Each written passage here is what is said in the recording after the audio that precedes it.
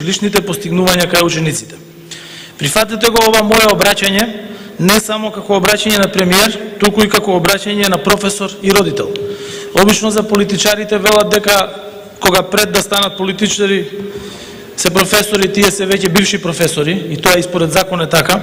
Меѓутоа, за мене како професор и како родител е од исклучителна важност да истакнам важноста на добросостојбата на учениците и студентите во текот на нивното образование.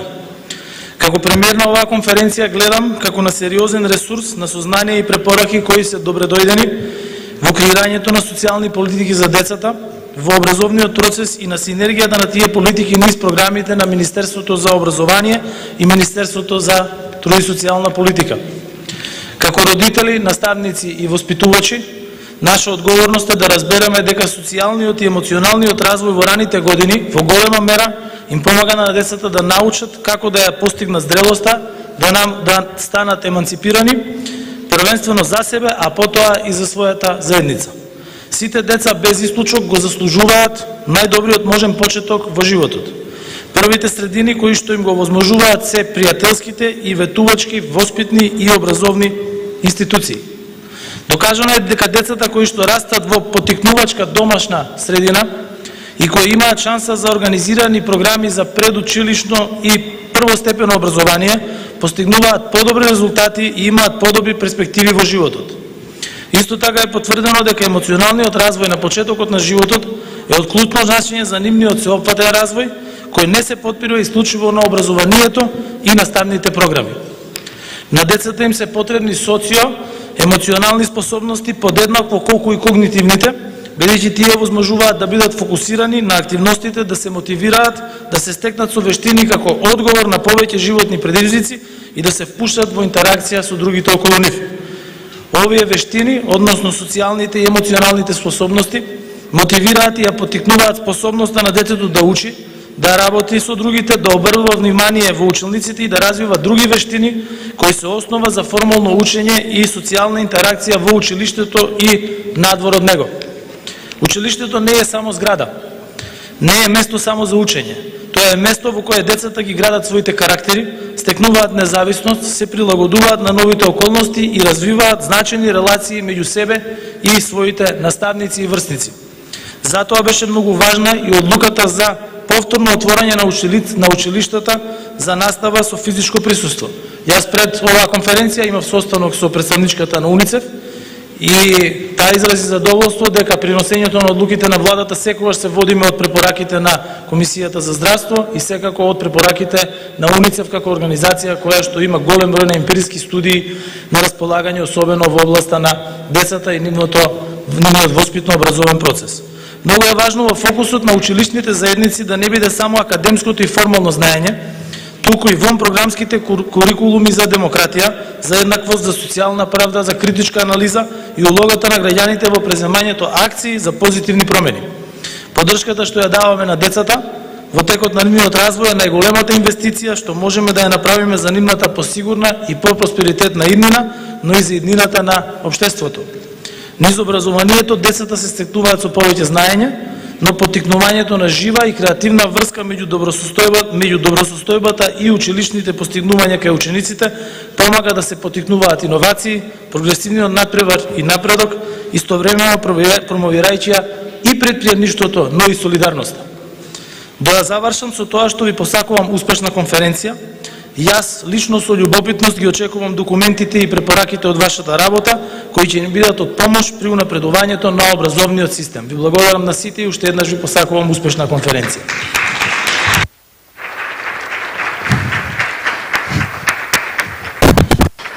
Ви благодарам. Имено водството на владата од суштинско значење за да се поведе сметка дека ќе се остварат сите зацртани приоритети и дека ќе се одржуваат нивните резултати. А верувам дека сите ние присутни денеска овде, верувам дека ќе бидеме посветени партнери на целиот процес. Во меѓувреме сакам само да се извинам во име на организацијата поради фактот што имаше мали, се уште постојат технички грешки при преводот на англиски и на албански јазик, но ве уверувам дека моментално се работи на тоа и ви благодарам на разбирањето. Градењето темели на социјална кохезија и отпорноста на заедниците е меѓу клучните приоритети за секоја земја. Но тоа е сложен процес кој бара поддршка од многубројни чинители. Интервенциите во раното детство во голема мера придонесуваат во третирањето на поделбите и создавање на цврсто интегрирани и просперитетни општества. Всушност, токму во текот на раните години и конкретно со помош на раниот детски развој и образование се поставуваат темелите на карактеристиките како што се емпатија, солидарност и соработка. Ова патешествие во нашата земја е овозможено со поддршка на британската амбасада во Скопје и УНИЦЕФ. Сега, почитувани, ми представува огромна чест да ја поканам амбасадорката на Обединетото кралство во Република Северна Македонија, господја Рейчел Геловеј, да ни се обрати.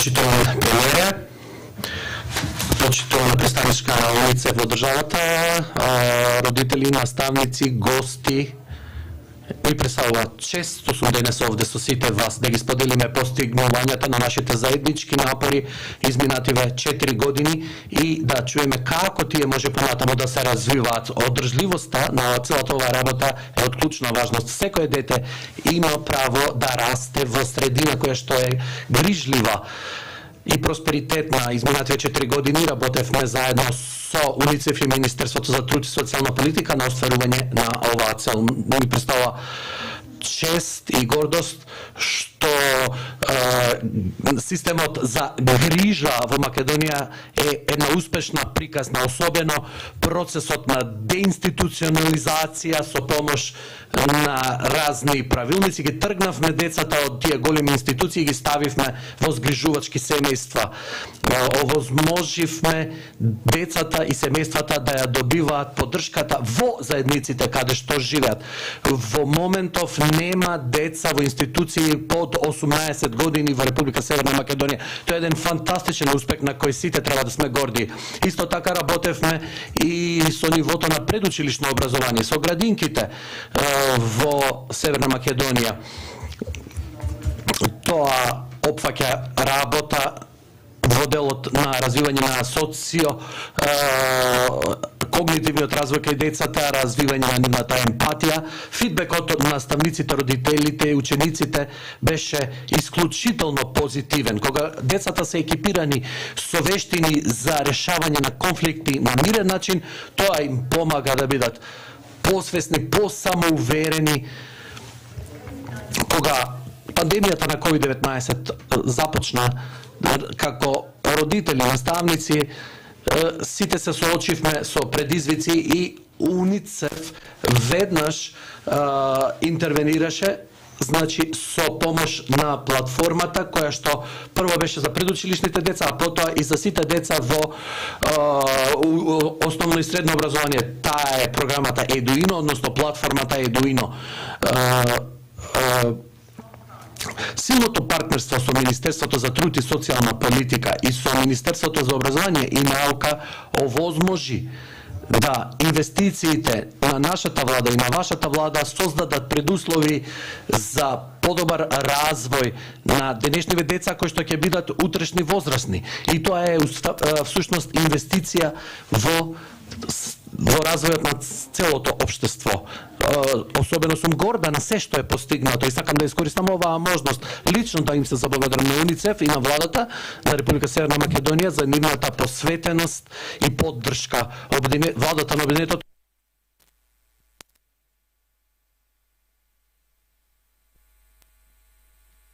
капитал, веќе тоа е круцијална важност за континуиран економски развој. Кога инвестираме во образование, инвестираме во нашите деца и млади за да стекнат нови вештини, да ги развијат своите капацитети. Тоа значи дека ќе бидат поспремни, поподготвени за новите предизвици и за подобра иднина за нив самите, но и за нивната држава. Благодарам.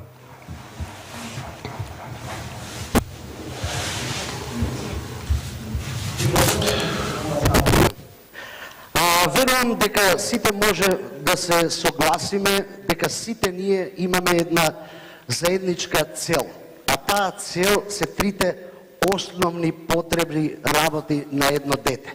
Тоа е детството, иднината и фер шанса.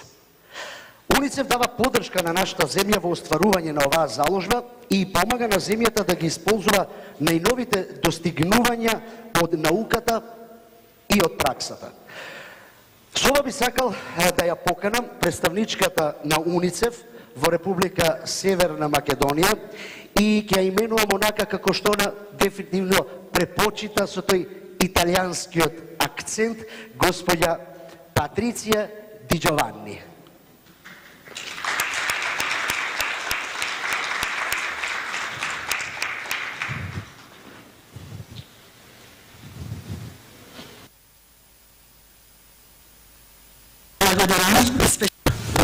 Благодарам особено за изговорот, италијанскиот изговор, почитан премиере, амбасадори, министри, ваши екселенции, дами и господа и драги пријатели, што ве кога гледам како сме собрани овде, некои сме со физичко присуство, некои онлайн, си размислувам како работите брзо се менуваат и како учиме да се прилагодиме за да испорачаме резултати за децата, особено во овие времиња преполни со предизвици. Пандемијата на COVID-19 и сега кризата во Украина ни покажаа дека живееме во свет со постојани промени и несигурности. Овие моменти исто така ни покажуваат колку фрагилни, колку кршливи може да бидат работите кога не постојат основи за отпорност и развој на човековиот капитал. Меѓународните стандарди, вклучувајќи ги и тие на ЕУ и на Обединетите нации, односно целите за одржлив развој, имаат цели кои што треба да обезбедат можности за доживотно учење за сите, а тука се вклучени и цели за квалитетен ранредски развој и учење. УНИЦЕФ и европските глобалните лидери знаат дека поддршката што им ја даваме на децата во годините кога се формира нивниот карактер и личност е најголемата инвестиција што секоја земја може да ја направи во отпорни за одржлива и просперитетна иднина. Понатаму треба да се работи на намалување на сиромаштијата, подобрување на здравието и исхраната, еднаквост, рамноправност на жените и девојките, вклучување на лицата со попреченост и ставање крај на насилството. За време на овие критични години, когнитивните вештини и емоционалната добросостојба играат клучна улога. Овие денови слушаме се повеќе и повеќе за живот во новото нормално. И секако луѓето што работат со мене знаат колку не сакам да го слушам тој термин ново нормално. Значи ова значи дека различни работи за различни чинители и сектори во државите. Но за децата новото нормално значи да добијат поддршка, да го постигнат својот оптимален потенцијал во еден свет кој што постојано се менува, помагајќи да бидат отпорни, така што да може да се справат со несигурностите и да ги развијат вештините што им се потребни за подобра иднина за сите. Една работа е сигурно дека и пред ковид кризата имавме проблеми со разни ситуации во однос на пристапот до услуги. Ако сакаме само да се вратиме на предходното пред ковид, тоа не е доволно добро. Треба да се стремиме кон многу подобра иднина. Ајде тоа да не го забораваме. Оваа конференција за врската помеѓу добросостојбата на децата и академските постигнувања ќе истражи како постигнуваме баланс помеѓу негување на иновации, конкурентност и напредок, а истовремено да промовираме солидарност, добросостојба и холистички развој за секое дете. Нашите говорници и панелисти ќе зборуваат за овие стручни теми, но се надевам дека на крајот од овие 2 дена ќе имаме 3 придобивки. Првата, потребата да им се обезбеди поголема поддршка на родителите и негователите, бидејќи учењето започнува уште од самиот момент на раѓање. Родителите се првите и најважни наставници на децата. Родителството е најтешката работа на светот, а COVID-19 ја направи уште потешка.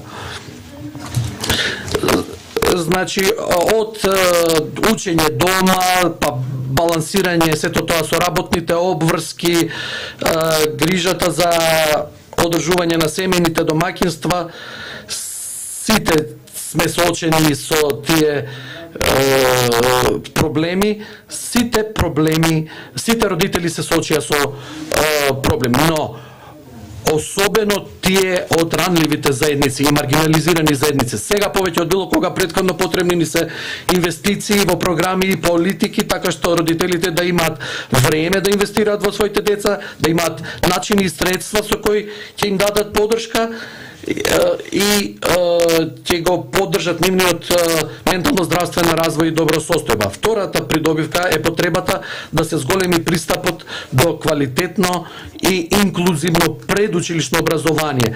Децата што учеле барем една година квалитетно предучилишно образование, потоа постигнуваат подобри резултати на училиште. Тие помала е веројатноста дека ќе повторуваат години или да излезат од процесот на образование. И секако тие се и подобри работници подоцна. Кога ќе ги погледнеме резултатите на учениците, ќе видиме дека 15 годишен адолесцент кој не одел во градинка, односно во предучилишно образование, назадува по предметите математика, наука и јазик. Во оваа земја само 2 од 5 деца или само 40% на возраст од 3 до 6 години се запишани во предучилишно образование.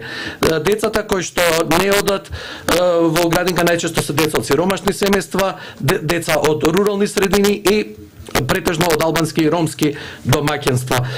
Треба да континуирано да работиме кон остварување на таргетот, целта која што е 95% запишување во градинка. Јас ве охрабрувам да се стремиме и кон 100%. Подеднакво важно е дека треба да останеме посветени на подобрување на квалитетот на предучилишното образование, а не само да се оди колку да се оди во градинка, туку децата таму да учат, бидејќи градинките не се само места каде што децата се згрижени додека родителите се на работа, туку таму треба да учат. Во тој контекст ние имаме заедничка работа со Министерството за труд и социјална политика и со британската амбасада. Третата придобивка, скоро сум при крај, е потребата од континуитет во образовните реформи. Да се преобмислат училиштата, да се ревитализира учењето, да се повторно запали страста за училиштето, така што секој дете, без оглед дали од Куманово, Струга или Скопје, или дали од сиромашно или од богато семејство, да го добива исто тиот квалитетно образование. Како тоа да го постигнеме, особено во едно дигитално доба? Вистинската моќ е во луѓето. Заедничката поддршка која што доаѓа од една заедничка соработка помеѓу наставници, директори, училишни системи, значи сето тоа е потребно. Знаеме дека за децата да напредуваат, чувствуваат вредни, вреднуваат,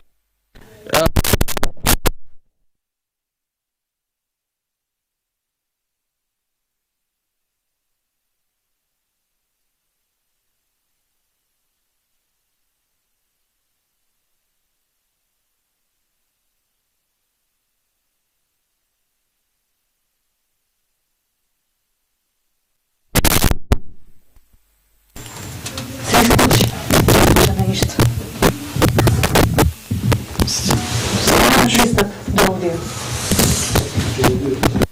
Diverse actors from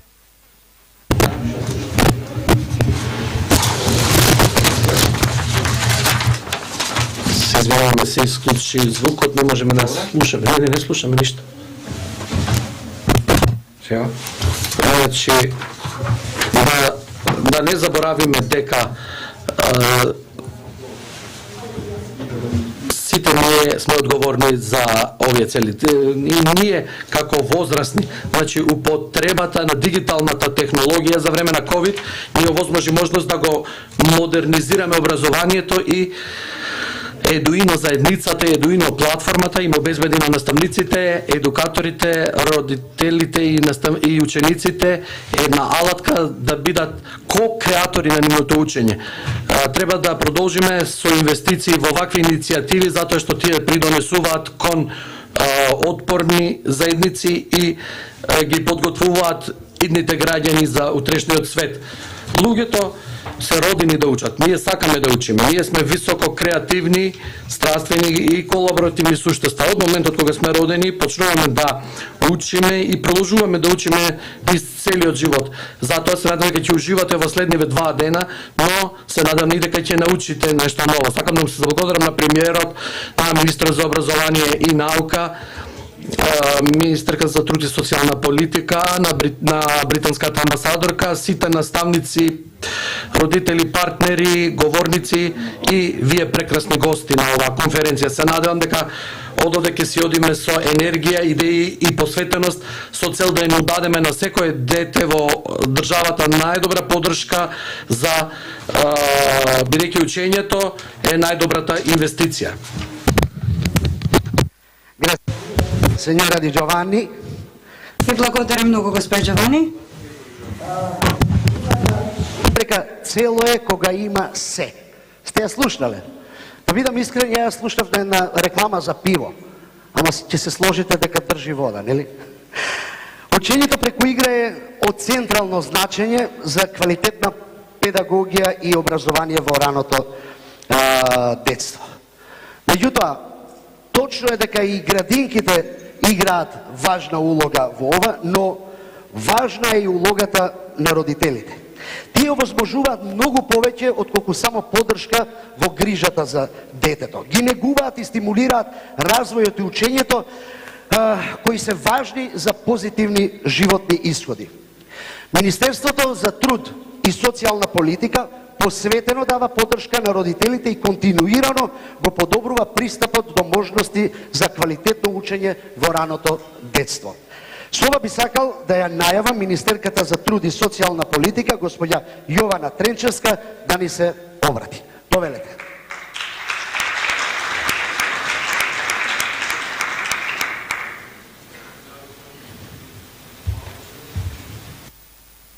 Благодарам.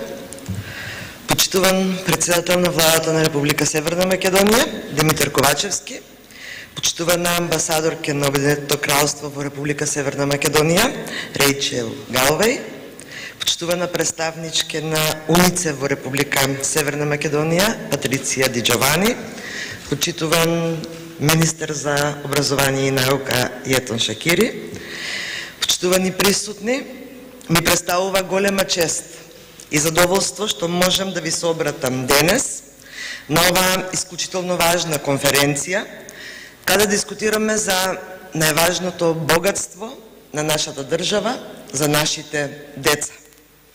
Инвестирањето во ранниот детски развој е еден од високите приоритети на владата на Република Северна Македонија. Министерството за труд и социјална политика интензивно работи на реформата во делот на заштитата на деца. Работиме на секое дете да му обезбедиме услови за подобар раст и развој, а овој темелен процес продолжува и во наредните години. Тргнувајќи од начелото дека секое дете има право на квалитетно предучилишно згрижување, воспитување и образование, владата на Република Северна Македонија се обврза да го зголеми за 50% опфатот на деца од предучилишна возраст од 3 до 6 години во установите за згрижување и воспитание.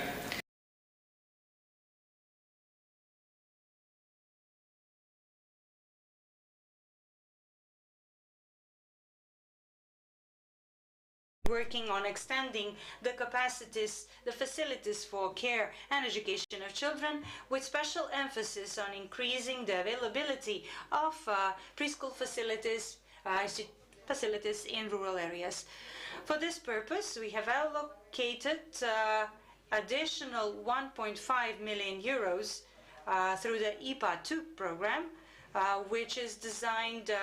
which have been allocated to the construction of 2 preschool facilities, kindergartens in the municipalities of Tetovo and Terce, as well as 15.6 million euros, which have been provided through the project for improvement of social services, financed through a credit of the World Bank, in order to increase the access and improve the quality of the services in the system providing care and education to children. In parallel with extending these capacities, we are also working on improving the quality of the structures and in the process of early childhood development and learning, as well as promoting, raising the awareness in the community about the importance of investments in early childhood development, as well as the benefits of these investments in future, both for the individual as well as the community. Preschool education is of key importance for further development and for every child to thrive. And by improving it, we build high quality, we invest in the quality of the upcoming generations, and we build a better society. Early childhood is of exceptional importance for the future health, development and life outcomes of children. High quality preschool education makes it possible for every child, regardless of the environment that he or she comes from, the language that he or she speaks, or the education or background of his or her parents, makes it possible for every child to get support to fulfill their inherent potential. By the educators in the kindergartens work, the teachers in the kindergartens work on developing these skills with the children every day. But kindergartens are not the only places where it is possible to learn social and emotional skills. Parents, the extended family, as well as anyone else involved in caring for children, can stimulate their social and emotional development through the everyday interactions. But this task is not always an easy one, and every parent has found themselves, him or herself, in a situation to ask the question whether they're doing everything the right way and what's the best way to help their child. That's why the Ministry of Labour and Social Policy, in collaboration with UNICEF and other stakeholders, partners, has jointly worked on developing resources and programs to support parents. As part of this collaboration, we are developing a pool of materials and activities which foster the social and emotional development of children, and those resources are available at the Eduino platform.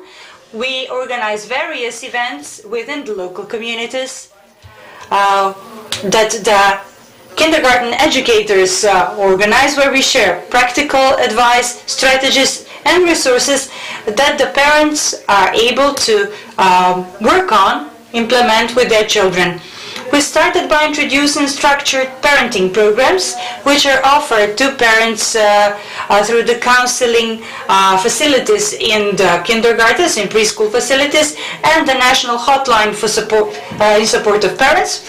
And right now we are preparing the first application supporting parents, called BEBO, which will be launched in the course of the month of April. All families need support in nurturing and caring for their children, but vulnerable families which are faced with additional challenges such as poverty, disability or social exclusion need even more assistance and support. by offering comprehensive services in the area of social welfare, healthcare and education. For this purpose, the Ministry of Labour and Social Policy, in collaboration with our partners UNICEF, has started developing a national strategy, parenting strategy. This strategy will map the existing programs and services, and we will enable full engagement and coordination of all the stakeholders that work on developing structured activities to support parents. The strategy will open the way for an intersectoral system supporting parents so that every child can get adequate care and stimulation.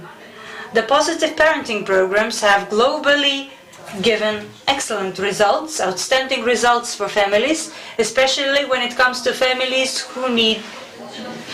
who have a special need of support, families facing poverty or other adverse circumstances which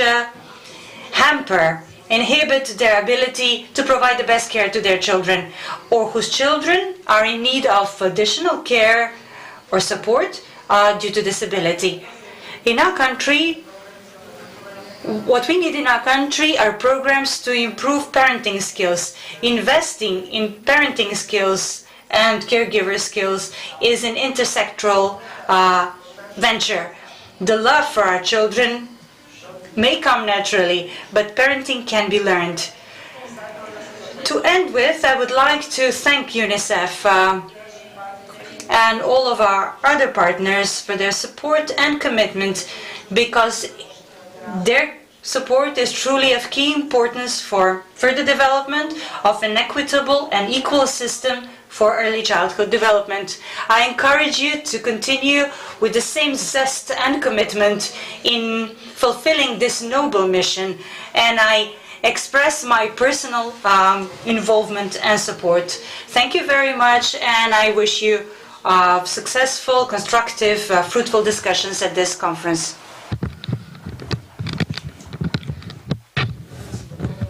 Thank you, Minister.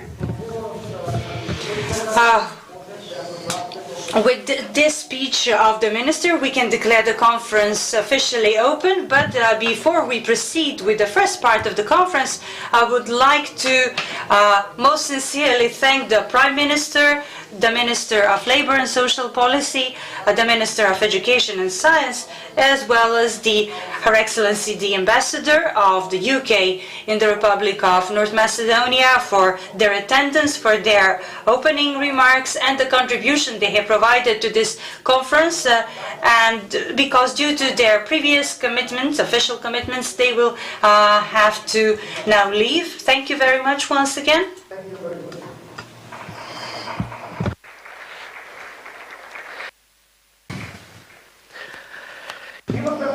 We had the chance to hear exceptional opening remarks that serve as a wonderful introduction into the first session today, meaning that we are already entering the first official part of the conference.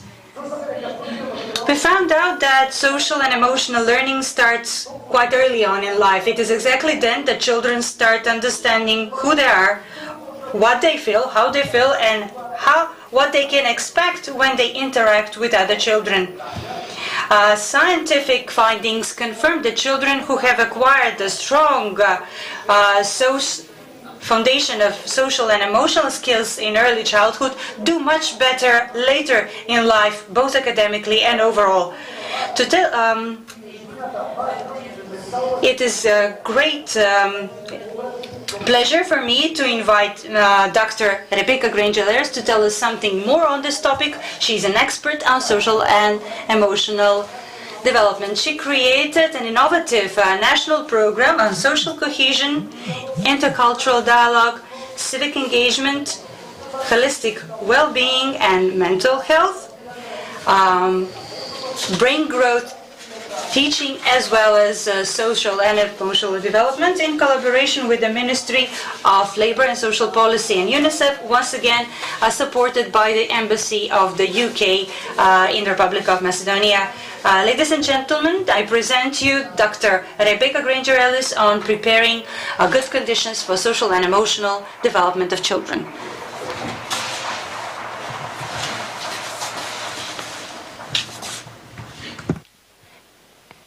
Can you hear me? Super. I'm so excited to be here. Those of you who know me know that this is my second home. So I am more than excited to see so many familiar faces, and big hugs to all of you who are watching us online that you can't be here today. But echoing all of the statements from this morning, that I think all of us in this room would agree with everything they said, but also know that every day on the news and in our own world, we realize how critically important what we're talking about today is. From here, I head to Poland and I head to Hungary. And every time I'm in there, I talk about how proud and honored I am to be a part of what we've done here in North Macedonia. The fact that we have established something nationwide that other countries have yet to do is phenomenal. Your dedication as multi-stakeholders, from NGOs and teachers and parents and prime ministers and ministers and the World Bank and everybody involved, uniting together and very deliberately and purposefully shaping future societies is phenomenal. And it's no small feat that it has continued for the past 4 years. No matter which government was in charge, and no matter which leaders were in charge, that you supported the common belief that future generations are actually what shape societies for the long term. So I'm going to go a bit quickly through these pieces because the speeches already this morning, they told you all about this amazing thing, which means I get to do the more fun brain stuff a little faster. So I'm excited about that. But before I go there, most of you know me. You know that I'm going to ask you to do a little brain practice and neuroeducation with me. It's probably a bit selfish because I know that if you do this with me, you're going to remember my speech. So what I'm going to ask you to do right now is I'm going to ask you to get a little comfortable in your seat. And you can close your eyes or look down for just a minute. Because if you can quiet the brain, so if you can quiet at least one of your senses, you can silence out the distraction that we showed up here with today.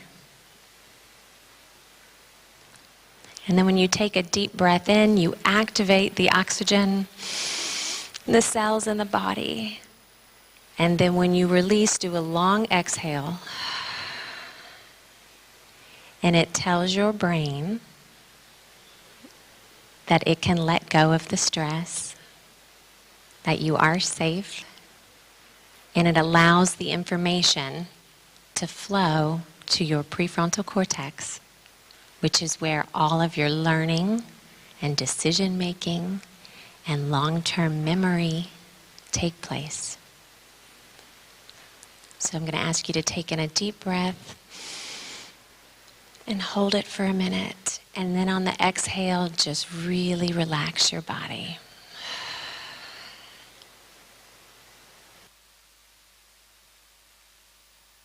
And then when you're ready, you can wiggle your fingers and toes a little and open your eyes.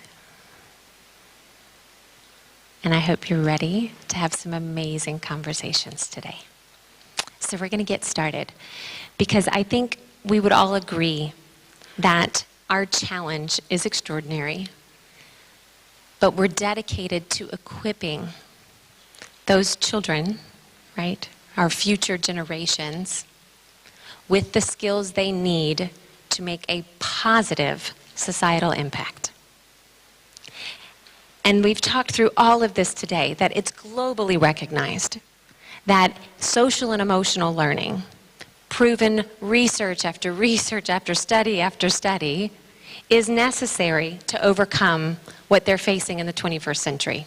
Alienation, especially now with COVID when everyone is so isolated. Resilience and adaptability intelligence. Each century, those demands have become more and more necessary for children and adolescents and adults to thrive in a rapidly changing world. So how do we do that? We talked a bit about this already today, but one of the key reasons why we called the program here, and it was a framework that we developed at Johns Hopkins, but the Foundations for Social Cohesion and Cultural Dialogue, is because, and we're going to talk about this in a minute, there is no separation in the brain between social skills, emotional skills, cognitive thinking skills, behavioral conation skills. It's all the same. It's all neural connections. It's electrical pulses. And so from that perspective, if we're nourishing the self-respect, self-confidence, self-awareness, self-regulation, and then those interpersonal skills, social awareness, empathy, we've talked a lot about that, perspective taking, and relationship skills. We can't expect future societies to be able to overcome adversity, to have social cohesion, to resolve post-war, if they can't take the perspective of others, if they can't have empathy, if they don't have mental well-being and resiliency. All of those key things are because these children today, and adolescents, and young adults, are the future of humankind. And if you're a teacher, some of you go, oh my God. But we're going to get there. So we talked a bit about this, so I won't go through this, but the foundation of these skills are critical for long-term effects in society. What are those skills? Emotional and affective well-being, cognitive skills, conation, the ability and the will to do something, ethical intelligence, social competencies, physical mental health, all of the things you've heard everyone talk about today. If we're going to actually achieve these things, because we've been talking about them for a really long time in education, right? But if we're going to achieve these things, we need to do it from a holistic approach.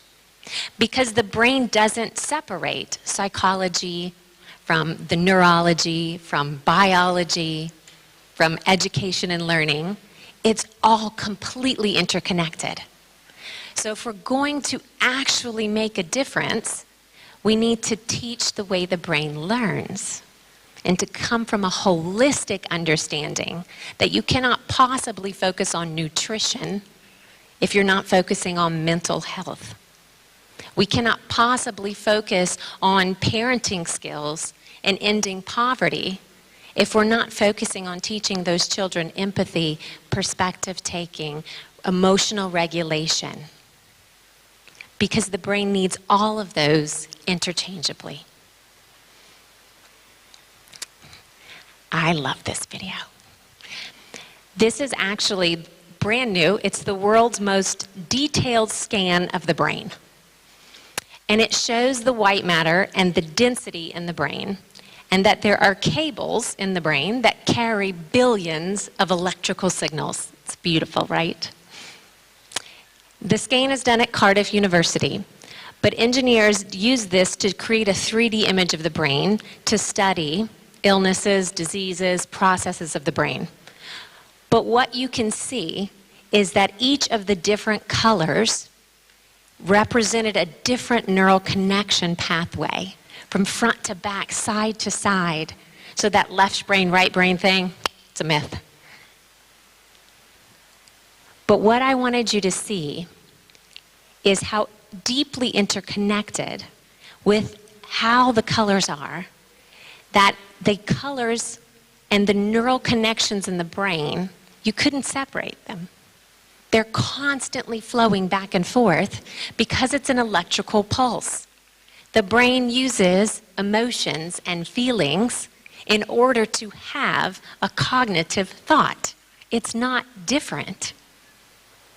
It's the same. So when we talk about social and emotional learning, I usually smile just a little bit because it's not different. Learning is learning in the brain. It is a myth that there is a difference between emotional skills and cognitive skills. We used to call them hard skills and soft skills. Does that sound familiar to you? But we actually now know that it's the opposite. Emotions and feelings and your interpretation of your world, your senses, are your hard skills because they happen in the brain first. In fact, there was a recent study out of Australia, it was fascinating, that examining people's brains in an MRI, exposing them to sensory information, their activity in the feeling centers of the brain lit up and was active and was processing information, and in the thought regions, 7 to 11 seconds before the person was able to articulate a cognitive thought. 7 to 11 seconds of emotional interpretation of the data in their brain before they were able to articulate that they had actually made a decision about the information. Feelings and emotions are the hard skills. Our brains evolved to make thoughts about our feelings and emotions of our world around us. It isn't social and emotional learning, it's learning. We learn by feeling. We learn through emotionally interpreting our world. I'm going to ask you to do something for me. I'm going to ask you to think about somebody in your life who you were profoundly impacted by. They really made such a difference in who you are today, shaping you to be the person, the amazing human being you are. And just close your eyes for a minute and either picture the person or picture the situation. Do you have it?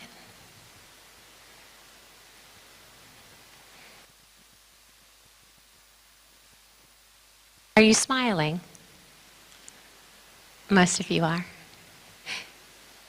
If you stop and think about it, you actually felt a feeling before your body actually recalled the person's face or the situation. You felt something first. Because in order to actually make a long-term memory, we have to attach an emotion to the data. So making emotional connections, social and emotional connections, are how we actually make long-term memories. And it's how we function and make mental models in our world. So, just like I said, emotion moderates every aspect of cognition. Emotion, behavior, and cognition are so deeply interwoven that the brain doesn't distinguish, and neither should we. Emotions are simply electrical signals. We call them psychoneural processes. It's not a feeling, it's not your heart. Sorry to ruin that for you. It's not your heart, it's your brain. And it's just an electrical signal that's communicating how you need to process the information. So, why is that so important? Because if we're talking about social, emotional, ethical, and adaptability intelligence, that's a mouthful. Let's say it again. Social intelligence, emotional intelligence, ethical intelligence, and adaptability intelligence are completely intertwined in the brain. If we are going to talk about how neural processes and emotional connections affect how we learn, what we learn, how we make a memory, how we retain a memory, and whether or not we can recall that memory in order to process new information, is all intricately linked to emotion. They can either enable or obstruct. And you heard them say this today: academic attention, right? Dedication, engagement, and ultimately academic success. The emotional skills we acquire before the age of 7. And this is why the people in this room are so unbelievably important. Because the skills we acquire before the age of 7 set our mental models for how we will continue to interpret our world for the rest of our life. Wow. So these sensitive periods, and if you know me, you know I love this chart because it's really important to talk about. So if we're talking about these preschool years, if you look at conceptualization, it's the orange line or the red line. It peaks and lowers by the age of 5. That's our ability to make mental models, to conceptualize the world around us. How do I interpret other people and situations in my world? Emotional control and emotional regulation, it's the pink line. It flatlines by 5. How our children will regulate their own emotions as adults is pretty set by the age of 5. I can't think of a more important reason for preschool education. I don't think we would have as many global crises if we had adults who could regulate their emotions. Habitual ways of responding also flatlines by 5. Does it mean that we can't keep growing? No, because we are remarkably neuroplastic. We are always growing, but it's pretty set. Those mental models are like a walk through the park. And in those key years where the brain is rapidly developing its prefrontal cortex, gray cell matter is growing remarkably fast. It is like traveling a path through the park every day. Over time, the grass stops growing. The ground becomes really hard. And then even when it rains, it doesn't soak in. That is a solid connection. That's what's happening in their brain during these years. Why is that important? Because experiences are actually encoded in our DNA. In those early years, and even now today, your experiences, your body makes a biological memory and actually encodes it in your DNA, which is why over time, stress leads to disease. Because stress and harmful experiences continue to erode your DNA structure. That's so critically important for our children who maybe are living with what we call ACEs. So they're called adverse childhood experiences. But it's not what we would normally think. Yes, we would assume physical abuse, sexual abuse, violence in the home. But the brain actually has the same stress response no matter the trauma. Bullying, same stress response. Neglect, parents not at home, same stress response. Poverty, lack of having the necessities, same stress response. A teacher who is stressed, same stress response. Because we are biologically wired for our amygdala, our limbic system, to be triggered by someone else's. So if a teacher or another child in the class is stressed, that stresses the others. We instinctively will biologically respond. So that classroom environment, the teacher's well-being is fundamental. Oh, I skipped this one. Going back. This is really important.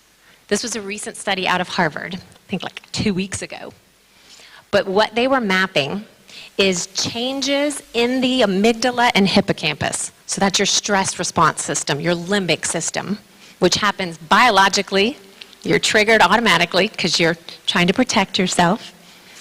But changes in the connectivity, even once the stressful situation has passed, continue to block cerebral blood flow and information to your prefrontal cortex for 2 to 3 hours. Wow. Why is that important? Because anything that has to do with your cognitive functioning, executive functions, social and emotional regulation, decision-making, thinking, problem-solving, anything is in your prefrontal cortex. So even though the stressful situation may have passed, 2 to 3 hours later, the brain is still showing cognitive impairment. If you're a preschool teacher, you know you have like maybe 3 hours a day.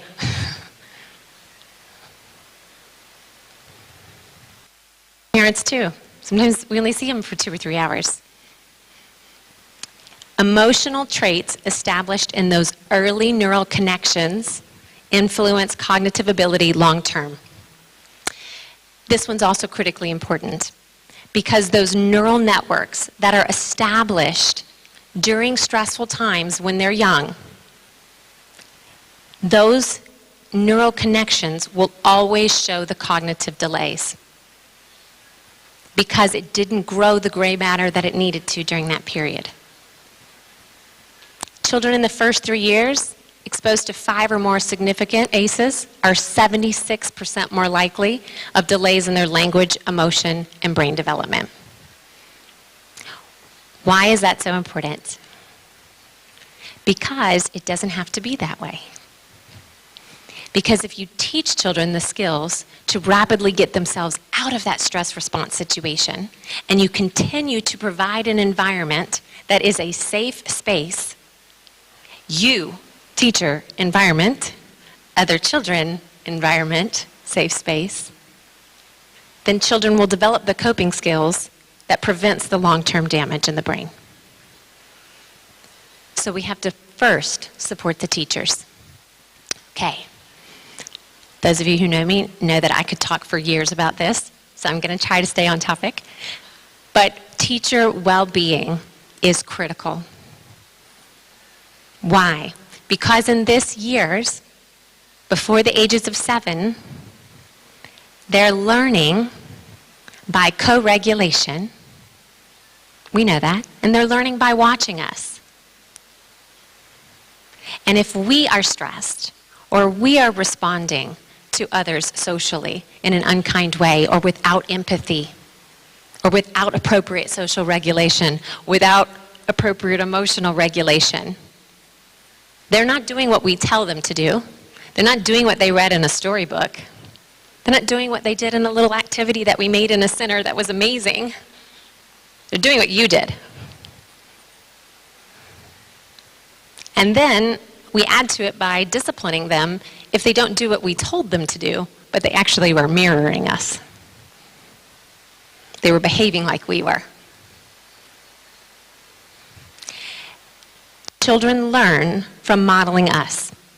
The better we're able to regulate ourselves, the better we can model it for them. And that's critical. So in the program that the teachers are going to talk about in just a little bit, and it comes from the Johns Hopkins brain-targeted teaching model. The first 2 targets before you teach any content in the classroom, any of the soft skills. The first is the emotional environment of the classroom. And they focus on the teacher because the children need to emotionally attach to the adult.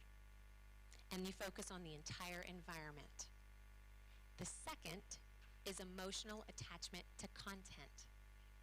Goes back to saying if you don't emotionally attach to something, you don't make a memory. You don't have a long-term connection to it. Teachers are a living curriculum. You will hear us say this all the time because they're modeling us. oftentimes, I used to refer to a Penn State study. I'm sure you've read it. It was back in like 2017, where they talked about teachers and stress. And they said that teachers tied with the most stressful job in the world. They had a tie with emergency room workers. And that study in 2017 said 46% of teachers reported daily intense levels of stress. Brand new and just came out 2021, post-COVID wave. The number jumped to 75% of teachers. 75% of teachers report high daily stress, and they have now said it is the most high-level stress occupation in the world. They also said 25% of teachers reported that they will quit their job by the end of last year.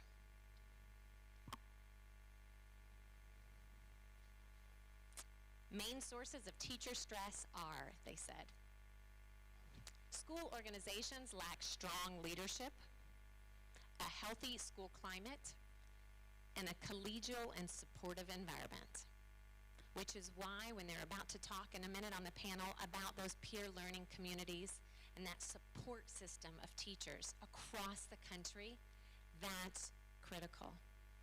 And talking about directors, that's critical too. The second thing they said is that job demands, high stakes testing and evaluation, student behavior problems, and parents. That's nothing new, but it is really important considering the program that you've implemented with engaging the parents in the classroom, helping the parents learn healthy coping skills, helping the parents learn healthy communication and emotional regulation skills.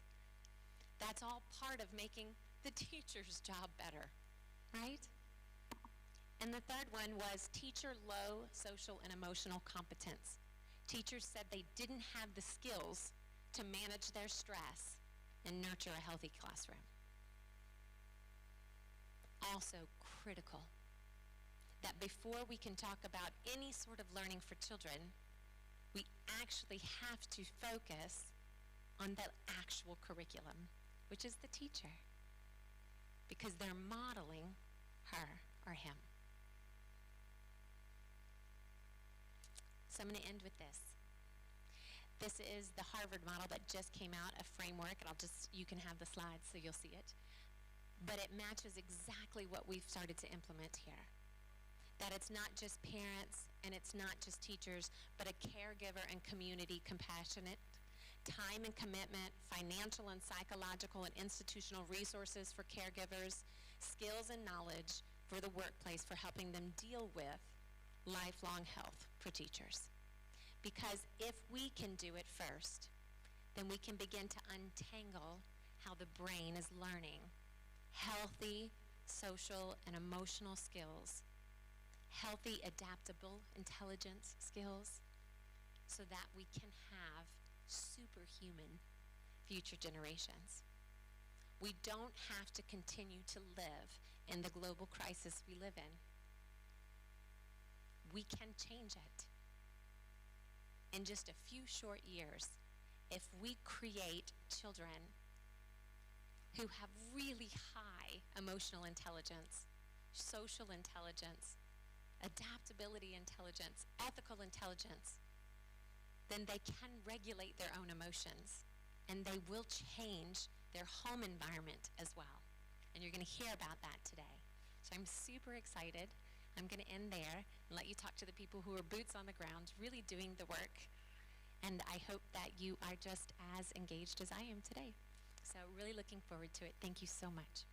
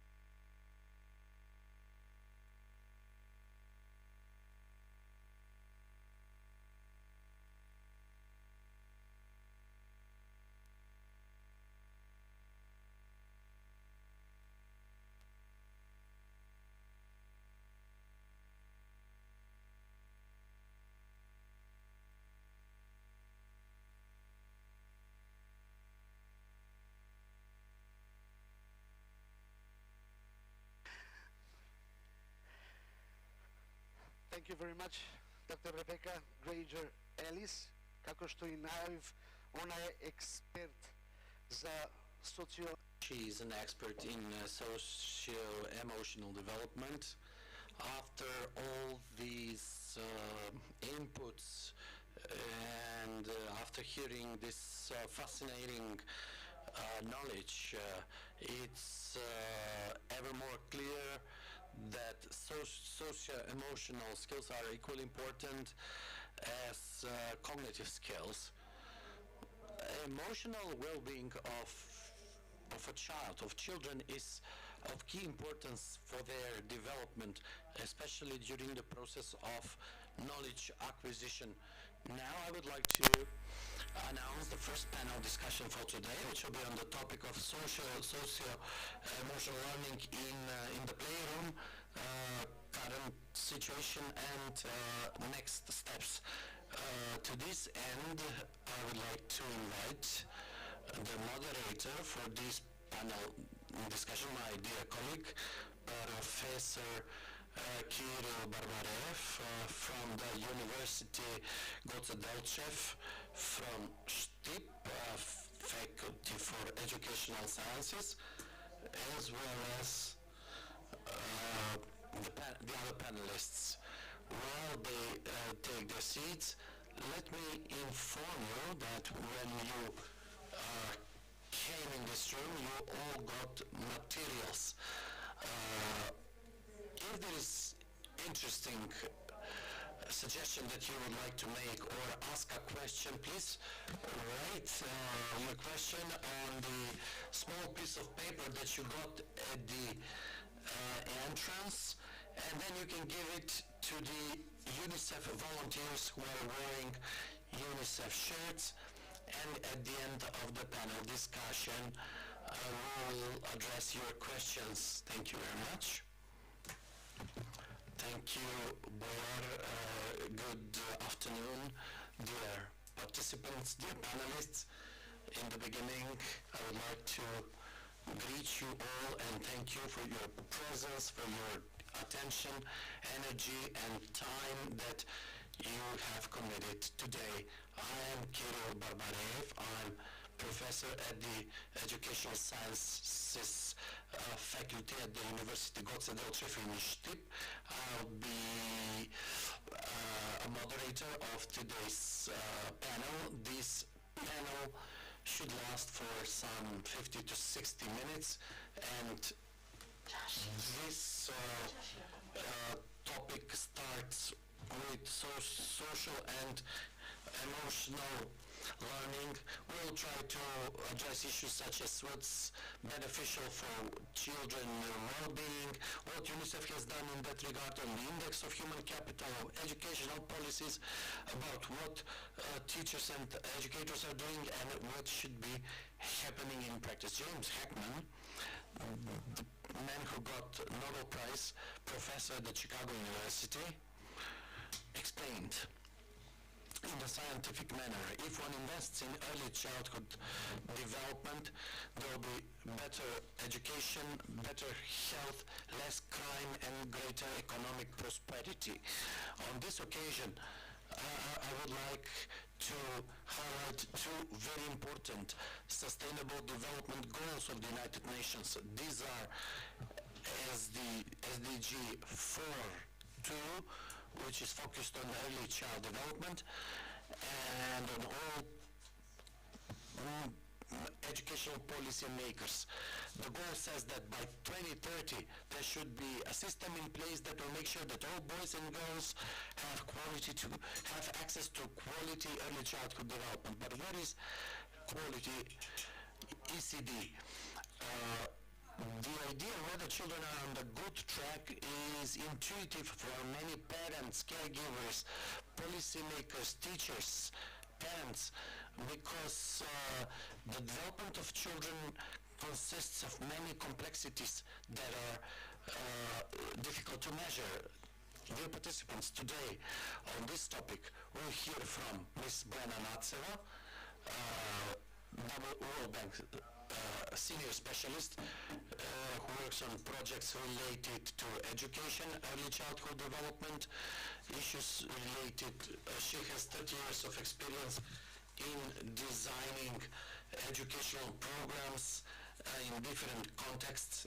She's currently lead of the project on inclusive education and early childhood development in Serbia, the project for improving social services, and the project for improving primary education in North Macedonia. Professor Lena Davorska, university professor, Faculty of Philosophy, University St. Cyril and Methodius, full professor. She works on preschool curriculum, early childhood development. She has published 6 books, author and co-author of 11 handbooks, and more than 80 articles. Works on developing preschool and school curricula. Professor, welcome. Thank you, Kirill.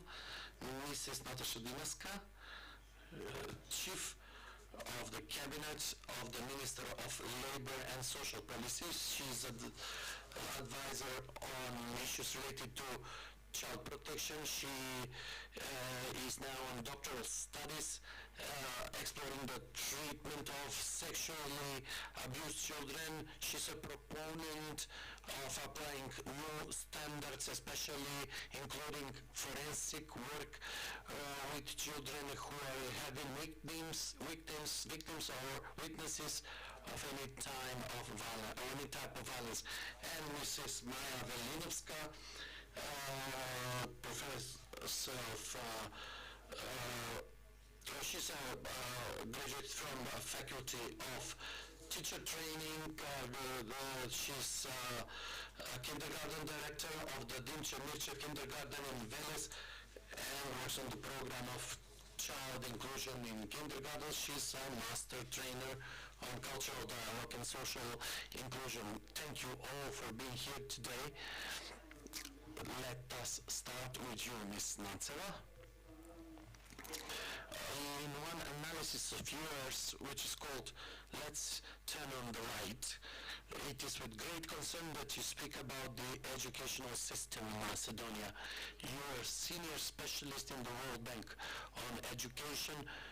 Big steps have been made to support early child development. In addition to projects, you have worked on many strategic principles. The mission of WB is to reduce poverty. Maybe in this first round of questions, you can tell us what WB has done so far, what they are doing now for better quality of life, which should start from childhood age. Thank you, Kirill. Thank you, colleagues from UNICEF, for the invitation to be part of this panel. All who know me know that education is both my profession as well as a passion. When it comes to early childhood development, this is my dearest element in education, and I think of it as one of the most important, maybe the most important one.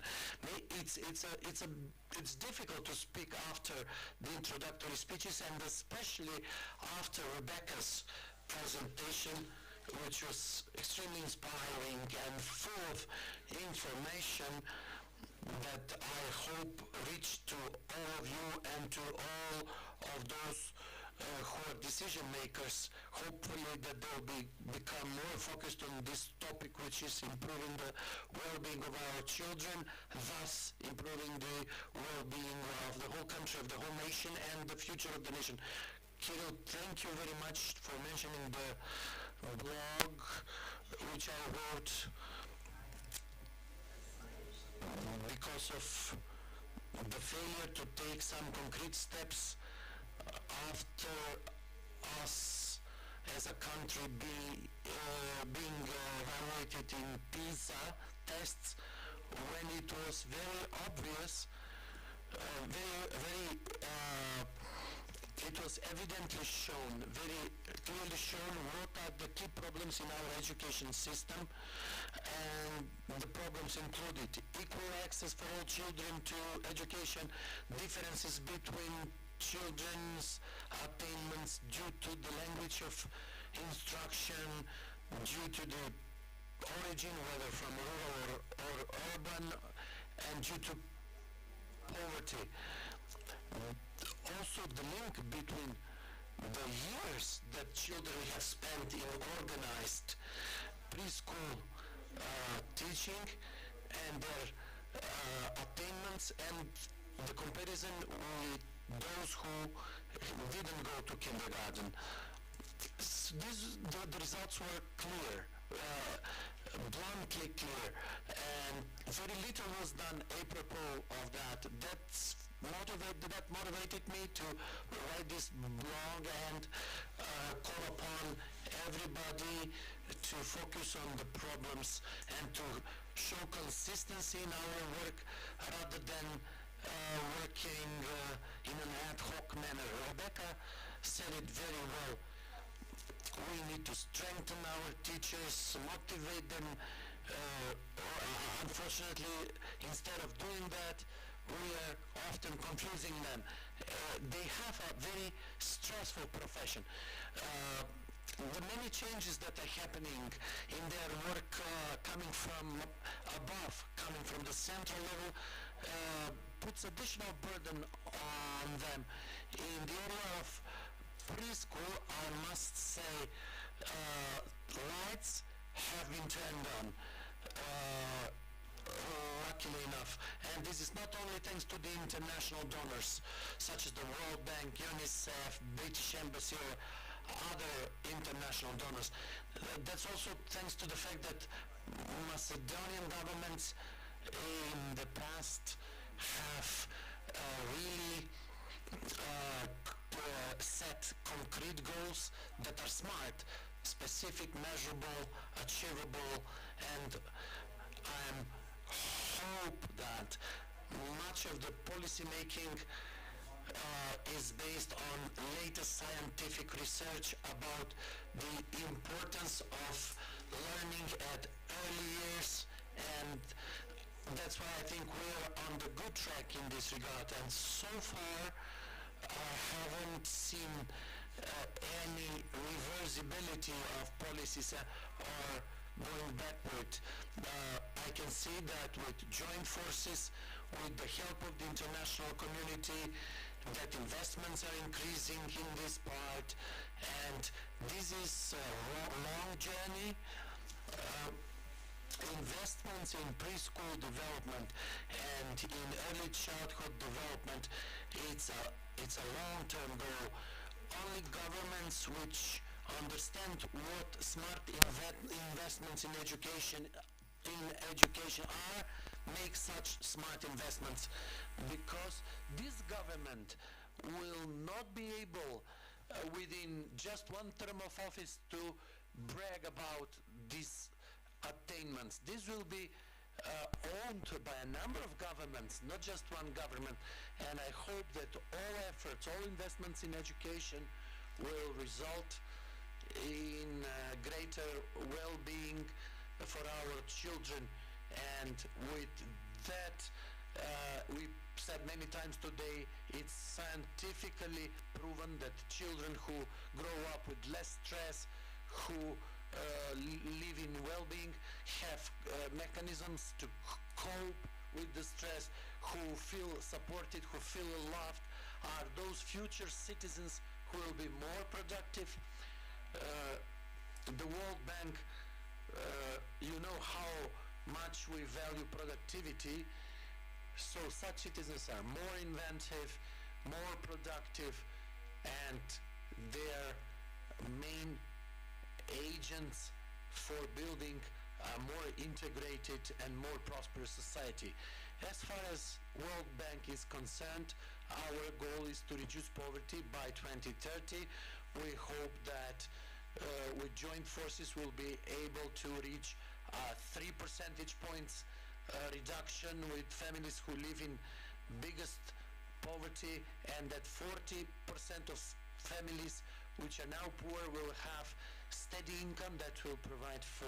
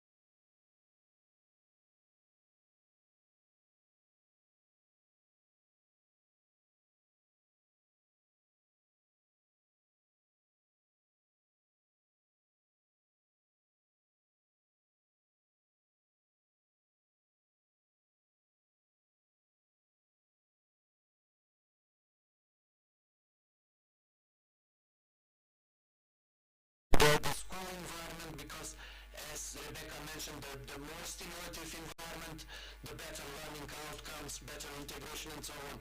The World Bank has its own programs, such as the program on learning at home, which helps with this part related to parenting skills. We tried to have children from most vulnerable families in Macedonia to get books from Think Equal, picture books and so on, which are adapted to their age, and these are contents that are important for their socio-emotional development.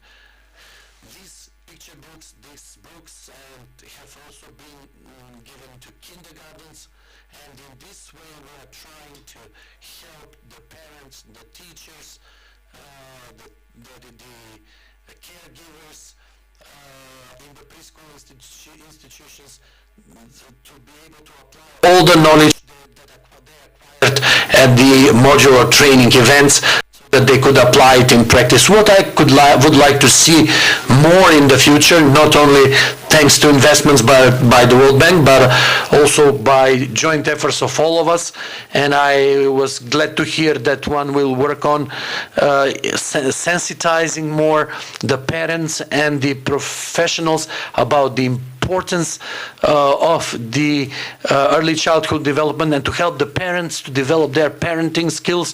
In this regard, I'm looking forward to increasing our partnerships with UNICEF and with the government, because that's the only way to do it in a holistic, in a comprehensive manner, and in a number of years from now, we'll be able to say, I hope that we made the right decisions and made the right investments. Thank you, Bojana. That's very much needed. This is culture of shared responsibility by all stakeholders. Let's continue with Natasha, who will speak now about the responsibility for creating a more enabling environment for the children, and that's where politics plays a role to create the right enabling atmosphere and to provide for the right pathway to there. Because if there is no support from the politicians, from the decision makers, it will be difficult to put in practice what the professionals are advocating for. The Ministry of Labour and Social Policy has, in the past years, worked a lot on strengthening the system. The government adopted a strategy on education 2018-2025 with an action plan. Please tell us about the vision of the Ministry of Labour and Social Policy. First of all, allow me to thank you for the honor I had to address you here, the honor that it is to be part of a UNICEF conference, and in a way the experiences that I've had as someone who's worked in social affairs and with children and who has directly witnessed the importance of socio-emotional skills and development of children as response to all the traumas they may face in life. All of this is very important, and I think social workers are people who can seriously contribute both in preschool education and then in building children into bringing up children as active, healthy people in society, and just like Ms. Rebecca said, people who actively respond to stress, who know how to respond to stress and change this entire society. When it comes to the Ministry of Labour and Social Policy, we are all aware that it has started with a comprehensive reform in the system of preschool education. When it comes to the reform, we are not only speaking about only providing new facilities or opening new preschool centers or changing the entire curriculum. We are speaking here about a complete change in the approach to the work with children in preschool facilities and improvement, enhancing the circumstances and conditions in kindergartens. Also, improvement of the staff and This process started with a very transparent process involving all the active stakeholders when it comes to the people who are actively working in the country, starting with UNICEF, which took the leading role in implementing good practices, the support of the British Embassy, and as well as the support of the World Bank in improving the services that we offer.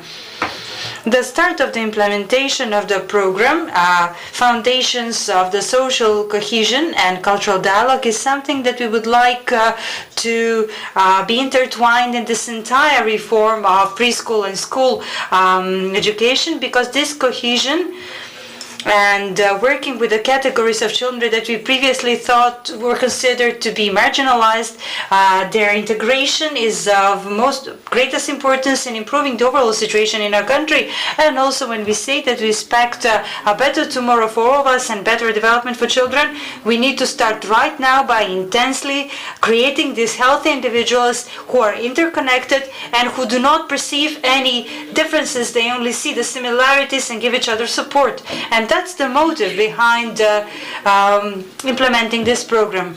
One of the priorities of the government, as well as the Ministry of Labour and Social Policy, is for sure inclusion. Inclusion started with the changes in the law on child protection, and by abolishing the special classes for children with special needs. Thus, we started fully implementing and fully opening up the preschool institutions for all children. These changes did not come only by opening kindergartens or opening groups for children where children with special needs would be included, but also through improvements in the infrastructure and through the projects that we have undertaken with the World Bank. And we started implementing a different approach which would provide these children an inclusion, an equal starting ground, collaboration and support.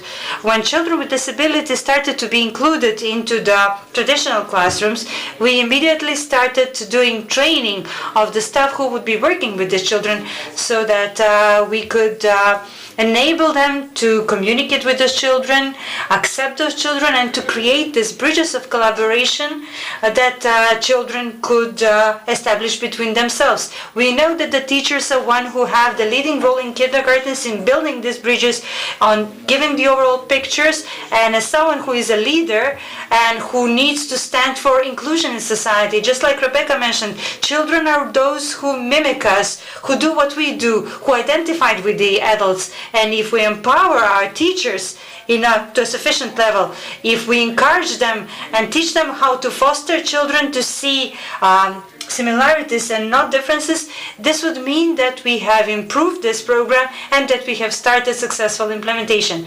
With the support of UNICEF, we strengthened the capacities by undertaking a line of trainings that are still ongoing in order to empower the staff working in the preschool facilities to introduce new practices in the playrooms, in how they communicate in the children, to have new tools so that this integration process and collaboration process can run uninterrupted, and that children could build these very strong bridges important for integration and important for their life later on. In collaboration with the World Bank, I have to mention the integration of the process of measuring early childhood development, the MAILCO tool, which is a tool that measures early learning and the knowledge that children get, as well as the outputs that have what comes as an outcome of this knowledge. And we know that this is very important to build the foundation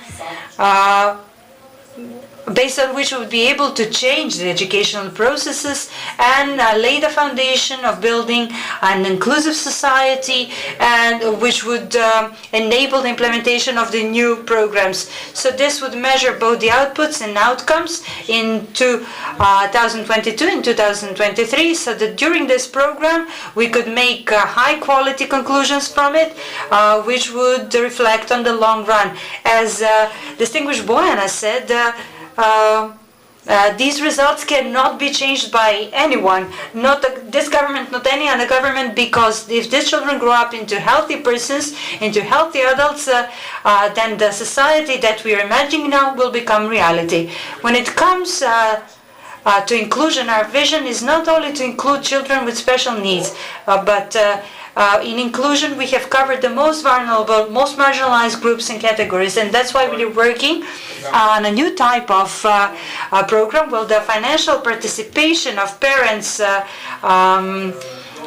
for children to attend kindergarten should be completely abolished, so that poor families, single mothers are totally exempt from paying any kind of financial contribution or participation, so that kindergartens are finally completely open and available to everyone, of course by increasing the capacities in parallel, so that everyone can have equal access in building a better tomorrow. Thank you very much.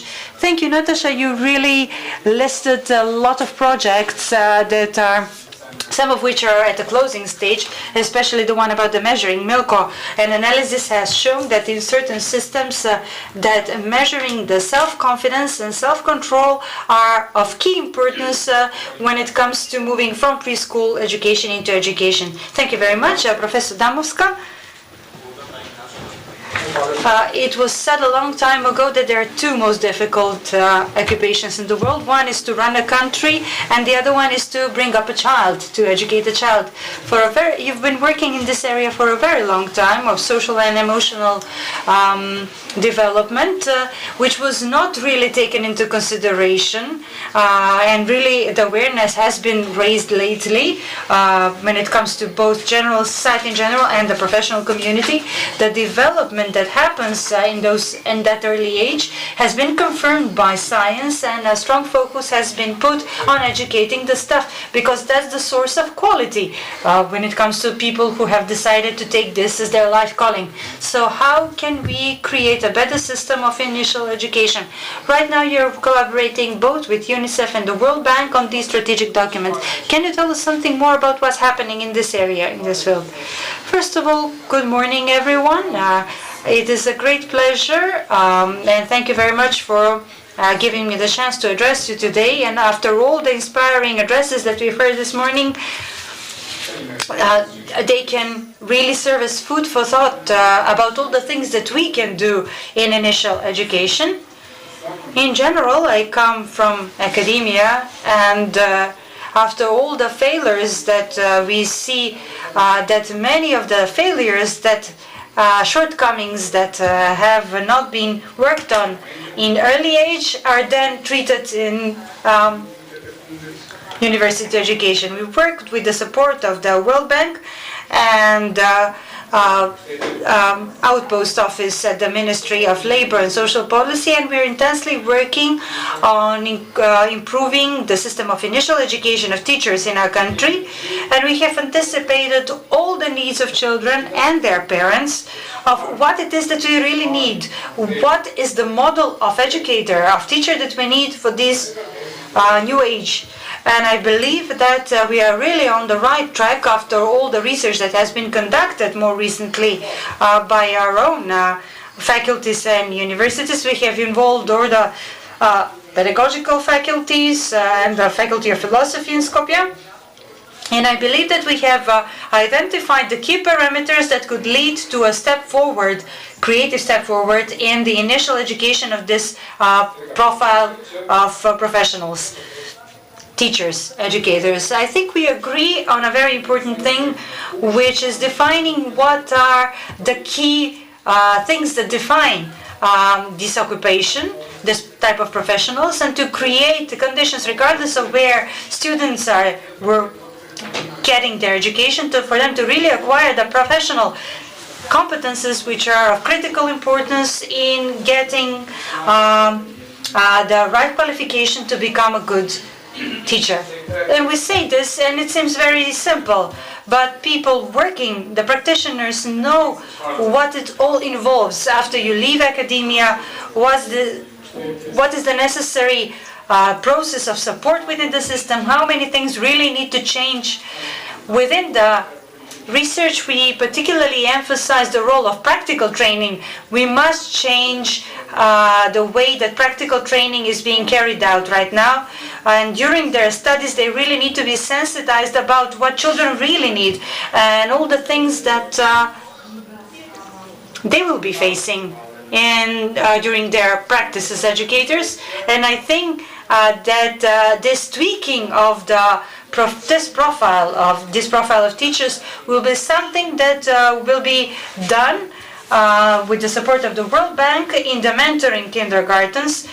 Strict definition of the mentors within these preschool facilities, what they will do, how they will work in terms of supporting the students, so that once a student graduates as a graduate of pedagogy, a graduate as a teacher, regardless of which university they come from, they really need to be equipped with all those competencies that we expect would contribute to building the system. And I would like to emphasize at this conference today that within this model of program, where we offer a good set of subjects courses that we're working on, refer to social and emotional skills of the learning of the future teachers, them gaining the competences that would provide support for children in their early social and emotional development. A holistic approach for sure, but we are focusing on those things that maybe previously had not been emphasized.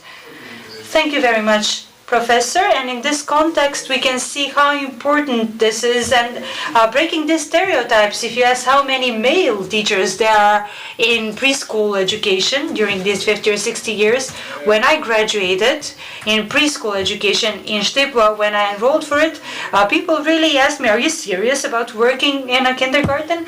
So this number, I have to say, there is a stereotype related to this. All right.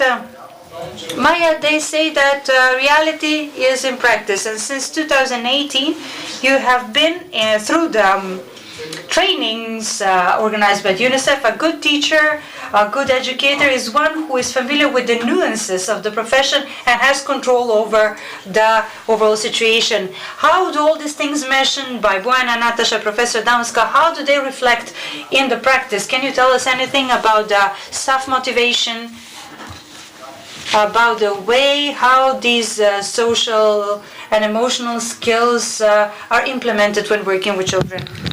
Certainly. Thank you very much for giving me this honor. I would like to greet the participants, many of whom I know, and we've worked together on this program. I take pride in saying that I have been in preschool education for 15 years. What we got from our distinguished professor, Rebecca, inter alia, is of invaluable importance both for kindergartens and for the people working in kindergartens.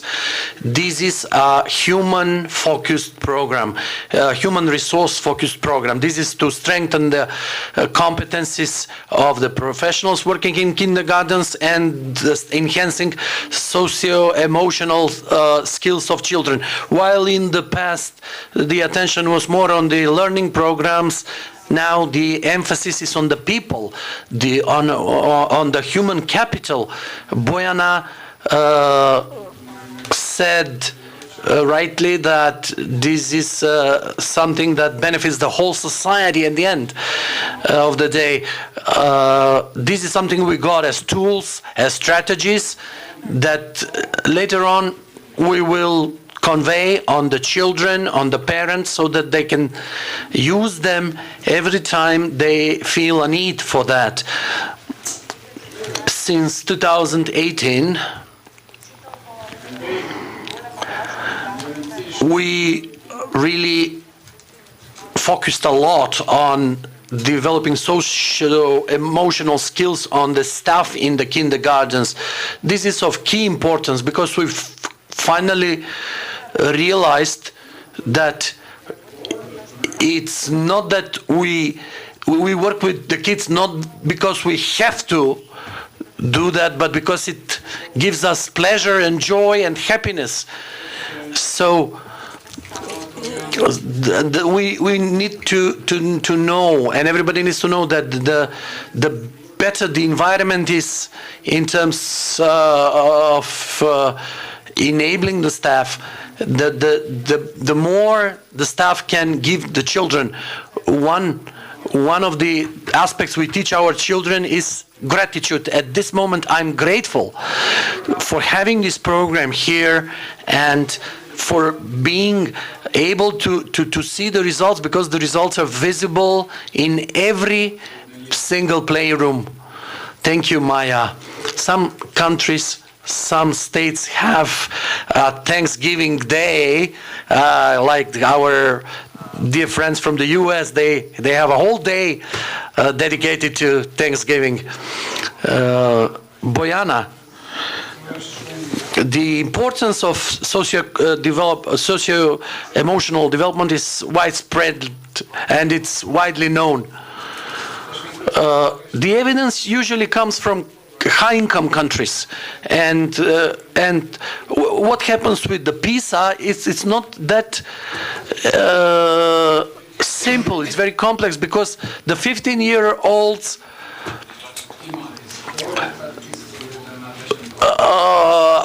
of course their attainments are connected with what happened when they were grade 2, grade 3. In our country we do lack consistency in educational policies. Yes, we do have a strategy on education 2018-2025. Can you tell us how human potential is measured, or productivity? How is it all connected? You have your analysis, your parameters, I'm sure. I already mentioned, even though our educational policies are not always consistent, we do have good documents in place, but what lacks in our country is implementation or enforcement. We as people from the education are by nature optimistic. We know that optimism is one of the most important aspects. What the COVID pandemic taught us, and the last 2 years taught us, that we need to learn from the past, but should always be looking to the future. Even in most difficult of situations, it is possible to do better, to do nicer, if we possess open-minded human capital and innovation-prone human capital. This is what science has proven. What is the return from early childhood development? Every dollar brings $16 to $17 back. Every dollar invested in ECD. So every additional year spent in schooling for an individual brings him or her up to 9% of increased revenue. And it's not one-time revenue, it's until the end of their career. So there are many studies which show the economic benefits of smart investments. We know that. We know it's important to invest in infrastructure. However, infrastructure just without human capital is not much.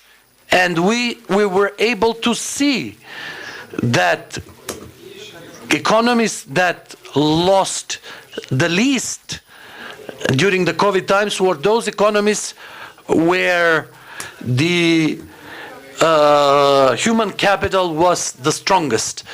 The World Bank has a very important measurable index which includes all member states, and there are more than 160 members.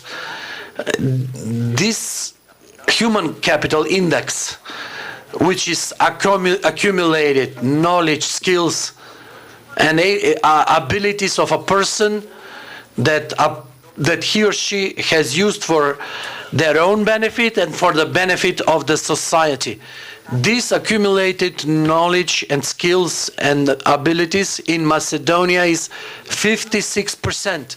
So 56% of potential of every individual in our country is only used. There's been an increase of this index from 54% to 56%. This increase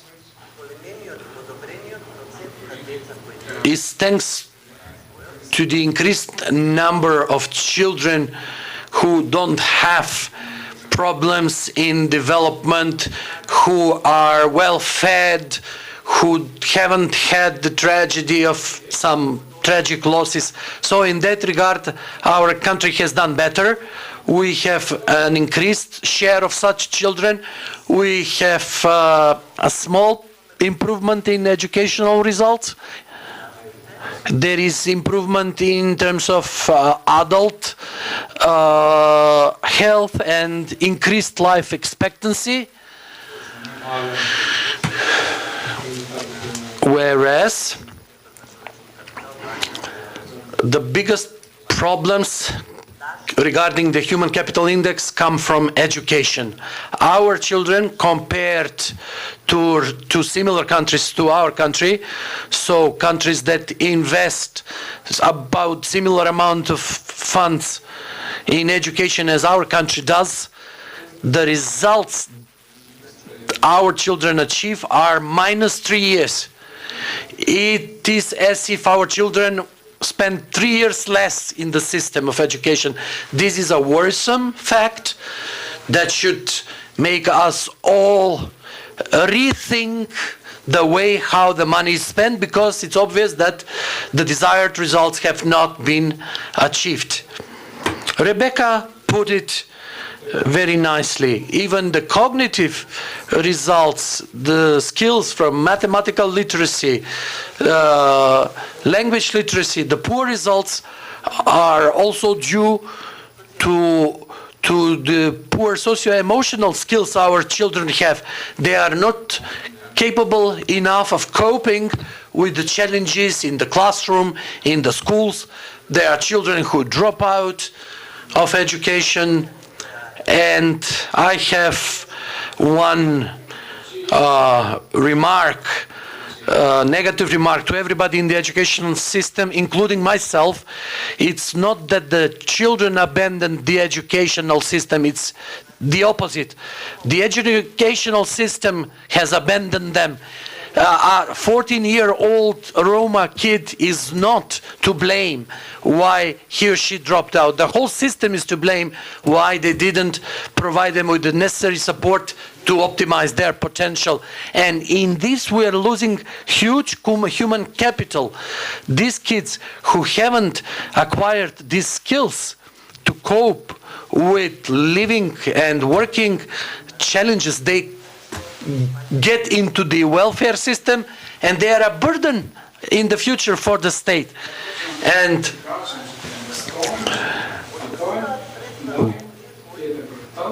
that's then a disbalance in the system. Life happens in such a way that they couldn't do better, and what happens at the end? The government pays twice. First, it pays in the educational system and pays double for the welfare. And we can see that the COVID increased the number of families dependent on welfare. The first right in life is to optimize one's investment, one's potentials, and second important factor is to start from the earlier stage with investments in education, because that's what gives best return on investment. I hope that the strategy, which is now in a draft version on the development of human capital. I hope that it will soon be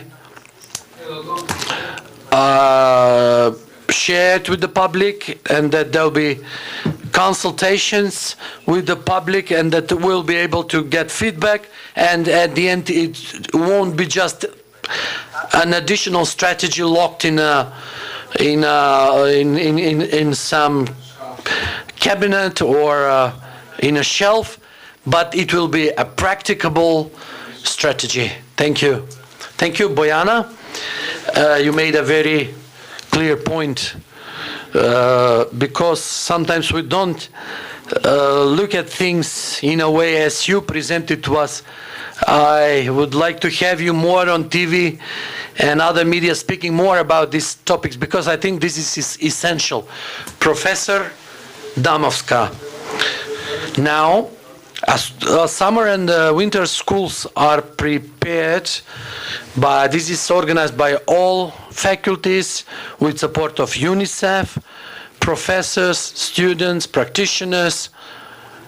Can you tell us in more specific terms about the competencies, about the program? Probably it's going to be a pilot for a future system, and that should start in 20 to 30 days from today.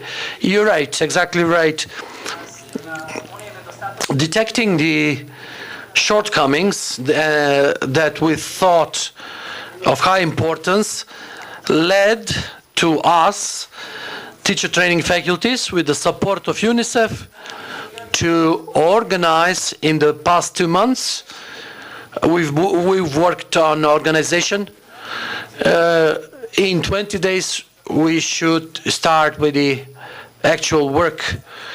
This winter and summer schools, which we believe will become a tradition in all teacher training faculties, should make up for the knowledge of those students who couldn't get focused or in-depth knowledge or skills related to their socio-emotional development. We'll be working on developing social competency, social skills, emotional intelligence. We want to sensitize students about the other players in the educational process. These students come from teacher training faculties, from the Institute for Psychology, from the Institute of Pedagogy at the Faculty of Philosophy, that reflective practice is an absolute need in education, and that when you work with children, you need to review all the time your pedagogical work and views, and this is the right way to enhance everybody in the process and to sensitize them about democratic values, not in the sense of vulgarizing democracy in education, but sensitizing the children from the youngest of age about what their rights are they exercised, to what extent I as a child participate in acquiring my knowledge. These are all aspects that during these studies may have been lightly addressed, but not to such details as Rebecca explained to us and what she's been doing with us. And the feedback from the practitioners motivated us to realize that we may have some flaws in our curricula and practices. And also the fact that the teachers are a live curriculum, and that the teachers should be open-minded. We want to inspire the students to realize that there must be an active dialogue between teaching and learning. And we expect this summer and winter schools to make a step forward in terms of student achievements. Thank you so much. So we've reached the live curriculum, what Rebecca mentioned and what is already happening, that the teachers are the living curriculum, that the environment is the curriculum, the playroom or life in the playroom is a universe of its own, is a world of its own. Now we're going to see a short video and a few photos from specific activities done in the playroom in a kindergarten. I would like the technical staff to play the video, and then I would like to ask Maya to tell us a few more words about the strategies and techniques here. Вежби, техники, стратегии ги применуваме првен самите на себе, бидејќи мораме да видиме дали тие делуваат на нас, а потоа да ги споделуваме и со нашите колешки, пријатели, другари и пред се децата. Јас си се сакам баш оваква како што сум. Ги сакам и ги гушкам другарчињата. Значи, како што работиме на самите себе си, да си ја кренеме само свеста, да си ја подигнеме само почитта, само љубовта, бидејќи кога се прифаќаме самите себе си, останатите луѓе исто така не прифаќаат и нас. Бидејќи јас сум еден и единствен. Така и од најрана возраст работа со децата, за да бидат посамостални, значи да се сакаат себе си, да се почитуваат себе си, да можат да се што имаат на нив, да си го сакаат, да си го почитуваат. Со изработка на сликовницата, значи кажуваме дека сите деца сме различни, но сепак сме едни и единствени, дека ние сме си самите на себе најдоброто другарче, на кое што ние му ветуваме дека ќе го заштитиме, дека ќе го сакаме, дека ќе го почитуваме и дека нема да дозволиме никој да го повреди и никој да му одземе радоста, среќата и мирот. И завршуваме со јас те сакам тебе. Јас те сакам. Ќе се грижам за тебе. Вие ветуваме дека те заштитам и секојаш ќе бидам со тебе.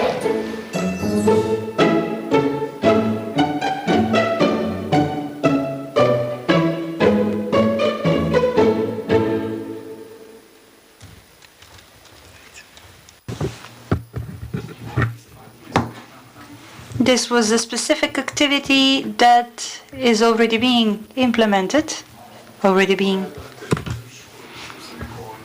I think that we're running out of time. Could you please comment on this? As you could see from the video, this was a socio-emotional playroom. That's how I call it, because in playrooms like this, children can feel the tranquility of both, the peace of both their peers and the adults. As you could see from the example, the teacher who was working with the children, now with the new strategies, is right there in the emotional circle where we are all equal together. We're all equal and together. That's a very important segment of teaching a child. How you approach the child is very important. What level you approach the child from. If in traditional programs we took the approach that children are passive listeners and they're always on the receiving end of the teacher, now we have already overcome this setup and we are all involved in this socio-emotional circle. And the most important thing for us is when we come into the playroom to have this deep gaze into the children's eyes, to address all of them with to speak nicely to all of them so that they can feel seen by the teacher, to feel accepted, to feel the safe environment that they will be able to exist and learn. What Bojana said really inspired me and is very important for me as a benefit from the program, meaning that we are all striving towards cognitive achievement, achieving cognitive results in the learning process, which is something that is easily measurable and very visible. But in order to achieve these results, we first need to learn how we learn. This means that we need to release the children, set them free from trauma and stress. The most important task that we have when it comes to this program is exactly that aspect, to get the process of learning closer to children through play as something that to give them something that would be interesting to them so that they create their knowledge, make their own new world. But all of this should be done in a safe environment in a safe space that will not burden them, stress them, or traumatize them. It is a fact that children perceive learning as a very stressful thing, and which usually deters them and pushes them away from the educational process. The key component here is, among all the teachers, is to create a safe space where children will learn that learning is play, and life is play through which they can achieve what they really want. Thank you very much, Maya. Due to the fact that we're pressed for time, I will tweak the scenario of this panel, and we will actually enter the third circle of questions, through which I would ask all the attendees very briefly, because there are quite a lot of you have expressed interest. Gandhi said on one occasion, when it comes to teaching children, what is the price if we don't teach children self-awareness? And this is a very good explanation of what happens to children, to abuse of children in war and many other situations. There are terrible examples throughout history. We have witnessed during these weeks of terrible humanitarian disasters of huge proportions. And if we meet 5 years later at the same place, what is it that you would like to see already implemented in our system? We'll start with Natasha.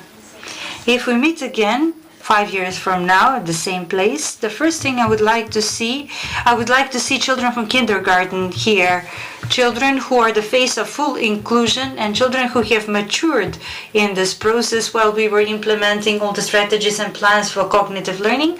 And in 5 years from now, I would like to look back and see built awareness, a collective spirit among all the people working in education who have undertaken the role of mentors, who increase the quality of education and implement the programs on their own, who create some sort of mentoring support and mentorship and empower themselves and initiate, bring about the changes, introduce new ways of working with the children. That's what I would like to see. Not to have us implement something, but to have them motivate us and sensitize us, and so that we can implement all the activities by working together. That's the idea behind everything. Professor Damovska? After 5 years from now, I would like all preschool teachers in the country to be inspiring for all the children who will be privileged to be in their groups, to know to wake them up and to think about what they know and what they can do. We want teachers who will make the children aware of their own abilities, of their achievements, and what's maybe even the most important, aware of the applicability of the knowledge they have gained. Maya, you're a director. If you are not, let's say, a director in 5 years from now, I always speak in the capacity of a professional. Although I'm a director, I am present in the playrooms. I'm working hand in hand with my staff. So what we need to do in the next 5 years is for this system to be fully implemented in every playroom with every teacher.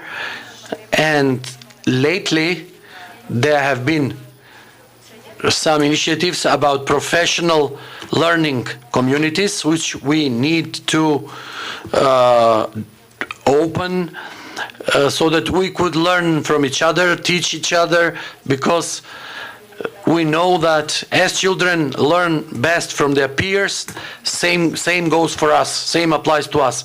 Bojana, we started with the light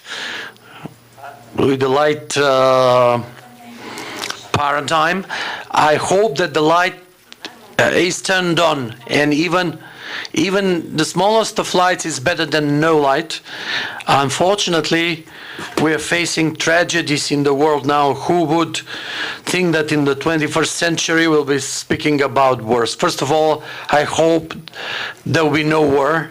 Secondly, I hope that UNICEF will invite us in 5 years from now, will invite us again to speak about what we have done rather than what we want to do and what benefits have there been from what we have done. And we all do this for the benefit and for the best interest of the child. In order to get there, first of all, we want to have all teachers who are preschool teachers to be happy for their choice of this profession. Because at the time being, it's not 100% the situation, because many aspects don't make them happy now. I hope that things will change for them to be happy, and most of all I would like to see happy faces of children. One question from the audience for Natasha, a question that has been quite topical in our country. Are we planning to introduce compulsory preschool education in our country? As I said in the beginning, the ministry is seriously investing in improving kindergartens, improving the capacity, increasing the capacity.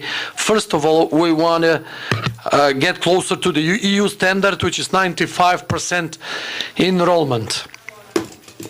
Now we are facing the problem that we don't have kindergarten in some places, and in other places there are not enough kindergartens.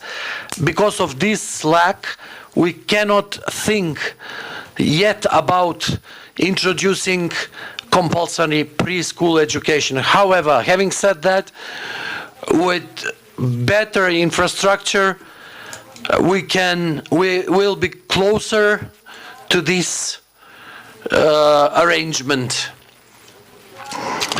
And that's the goal of everything we are doing now with all these big investments we are making in preschool education, to make this level of education compulsory in the future. Thank you, Maya. How can we sustain and maintain good practices in preschool education? In the past, I could see what has been done in the past 30 years, how many training events have been organized, how many certificates have been given. So how can we sustain and maintain these good practices? In my intervention, I mentioned the professional learning communities. They are of essential importance for the staff in the kindergartens. Sustainability is a process that guarantees that something will survive and thrive. We are lucky that this program is dear to the people, is very dear to their hearts.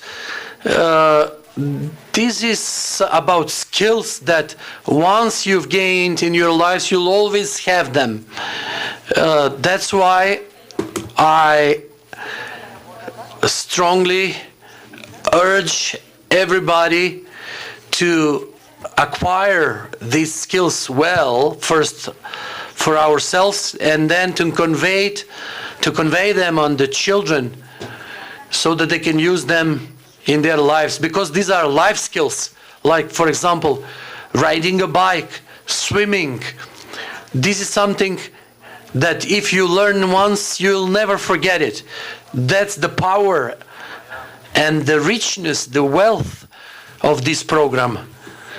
Thank you, Maya. I think we have reached the end of our panel discussion. Thank you for your patience, for your for listening attentively. Thank you, dear panelists, for being inspiring.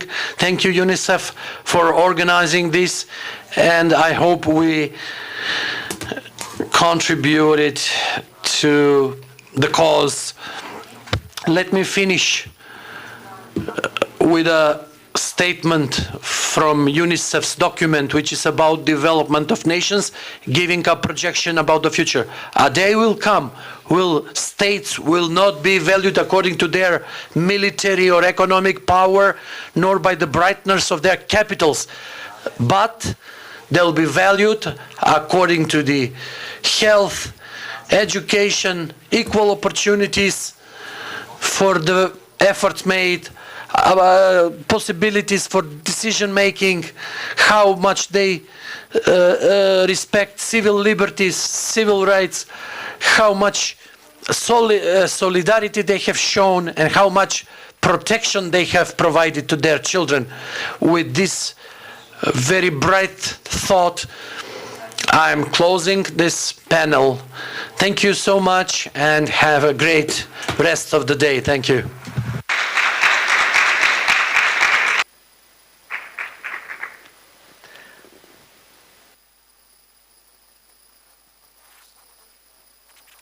Јас им благодарам на панелистите. I thank the panelists. I think we saw this was very productive. If I may give an answer to my colleagues' question, what I would like to see in 5 years from now. In 5 years from now, I would say that I would like to see that we haven't given up, because I firmly believe that perseverance, sooner or later, pays off. And this is all about long-term goals.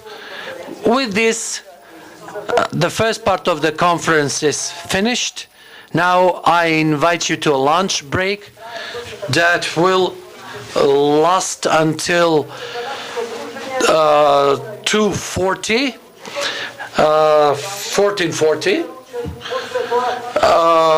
During the lunch break, you can look at the demo corners, which are very interesting, and they are in line with our topic of today. See you at 14:40 with the second part of our conference.